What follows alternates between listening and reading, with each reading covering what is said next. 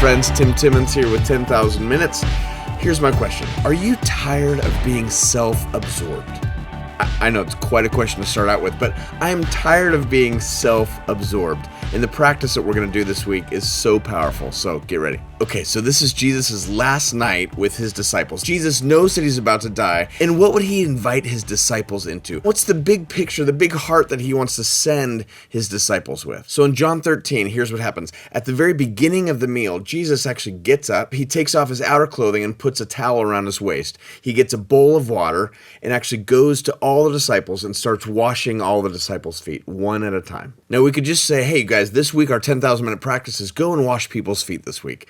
But I think there's more to this story. Steve's feet are kind of nasty, but Lucy's feet are super nasty. Does that hurt your feelings? The point is not for us to go to the mall and start washing everybody's feet. The point Jesus is making, he's saying, I came here to serve, not to be served. And I want you to actually go and do the same thing. You are my representers in this world. All to say, Jesus knew what he was doing. Before this, the disciples, they had been arguing, which was nothing new for them. And every time they argued about the same thing. Who was the greatest in the kingdom? Who gets to sit at the right hand of Jesus? Even John, as he writes this book, talks about the disciple that Jesus loved. Like, everybody wanted to be at the top. Everybody wanted to get what they deserved. In a sense, I think Jesus knew that his guys were self-absorbed. They wanted to get theirs, what they deserved. Ultimately, they were trying to build their kingdom within the kingdom of God. Yet Jesus says, seek first the kingdom of God, not your kingdom, not my kingdom, not your queendom.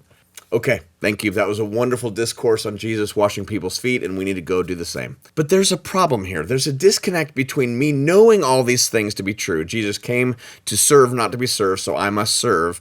But when I think about it, the problem is I am just like the disciples. I am self-absorbed. Every time I get frustrated, it's because I didn't get what I felt like I deserved. All right, we're going to do a little heart check here. This morning, how did you enter your day? Was it saying, Jesus, I want to join you today. Who can I serve today? Or was it saying, how can I be served today? How can I find comfort? How can I get what I deserve today? I know I'm not saying those words, but when I wake up, that's actually the posture of my heart. But remember, there's no shame attached to this. I think God is saying, learn from what was, what is being revealed in our heart, and let's move forward in the rhythms of the kingdom. Serving one another is a remedy for self-absorbed living.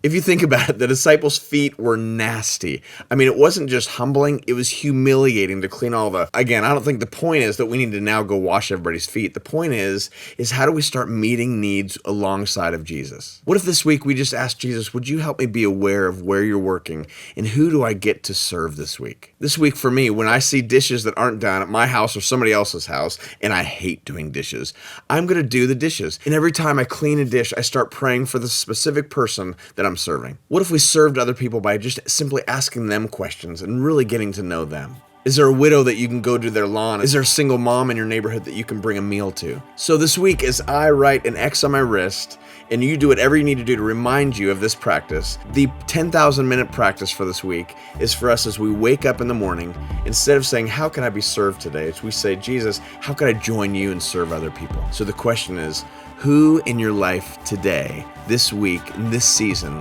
could you serve with Jesus? I love you guys. Thank you so much for your comments that are so good for my soul. Thank you for those of you who are actually supporting this 10,000 Minutes ministry in all different ways, financially or sharing this with other people or liking or subscribing. So thank you. Really grateful. Okay, bye.